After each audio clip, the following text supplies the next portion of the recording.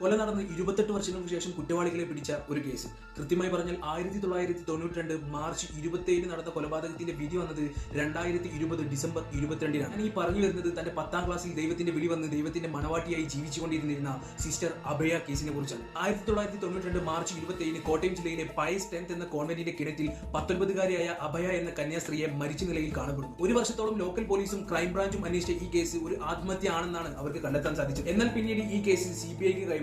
അവിടെ മുതലാണ് അടക്ക രാജു എന്ന കള്ളൻ ഈ കേസിലോട്ട് വരുന്നത്. ഈ രാജുവിന്റെ വ്യക്തമായ മൊഴിയാണ് ഈ കേസിന് വൈത്തിരിവായത്. അന്നേ ദിവസം പുലർച്ചെ 4:15 കോൺവെന്റിൽ മോഷ്ടിക്കാനെത്തിയ രാജു കണ്ടത് കോൺവെന്റിന്റെ ഏണിയിലൂടെ രണ്ടുപേർ മുകളിലോട്ട് കയറി പോകുന്നതാണ്. അങ്ങനെ 2008 പ്രതികളായ ഫാദർ തോമസ് കോട്ടൂരിനെയും സിസ്റ്റർ സെഫിയെയും ഫാദർ ജോസ് പുതുർകളെയും CBI അറസ്റ്റ് ചെയ്തു. കൊലപാതക കാരണമായി CBI പറയുന്നത് അന്നേ ദിവസം സിസ്റ്റർ സെഫിയെയും ഫാദർ തോമസ് കോട്ടൂരിനെയും കാണാൻ പാടില്ലാത്ത സാഹചര്യത്തിൽ സിസ്റ്റർ അഭയ കണ്ടു എന്നാണ്. ഈ കാര്യം പുറത്തു പറയുമെന്ന പേടിയാൽ അവർ സിസ്റ്റർ സെഫിയെ കോടാലി ഉപയോഗിച്ച് തലക്കടിച്ചു കൊന്നു.